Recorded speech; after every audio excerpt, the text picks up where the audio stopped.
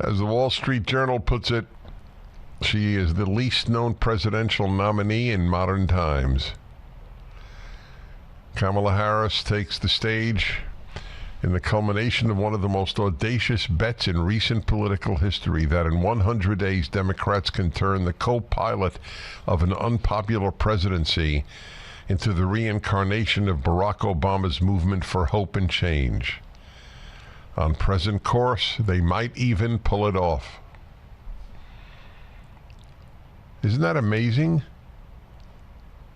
The Biden presidency has so been destructive, including the terrible inflation, and she's somehow not part of it. Isn't that, it's a phenomenon.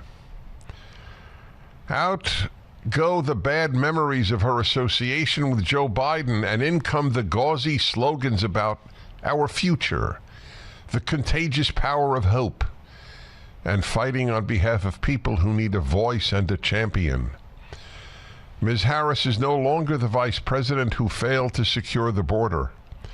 She'll now be tough on illegal immigration. Isn't that amazing?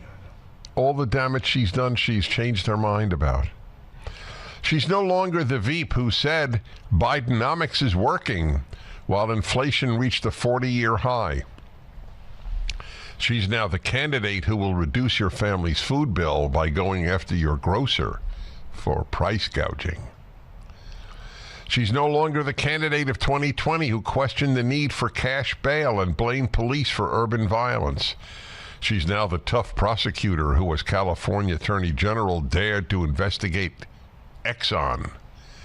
She's no longer the presidential candidate of 2019 who wanted to ban fracking, endorsed Medicare for all, and questioned whether the current Immigration and Customs Enforcement Agency should even exist. Her campaign suggests she's changed her views on all of that, although she hasn't said why, nor has she even been asked. It's a phenomenon. It's a phenomenon. The famous statement of Abraham Lincoln, you can fool all of the people some of the time, some of the people all of the time, but you cannot fool all of the people all of the time. It's true.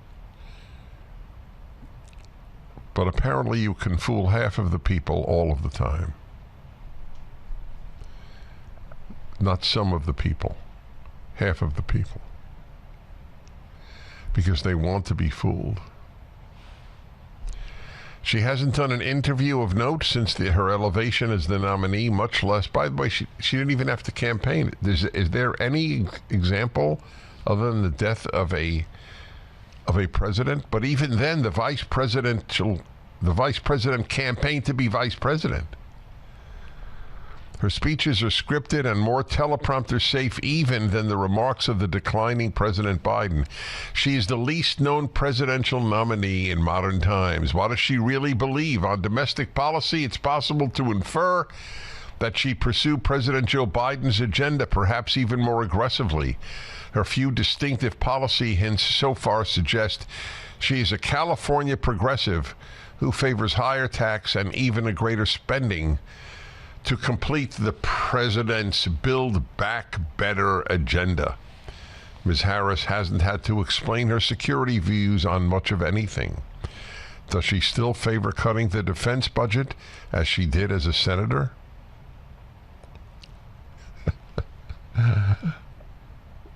That's a pretty important question. For the full episode of The Dennis Prager Show, go to pragertopia.com, sign up, and become a full member.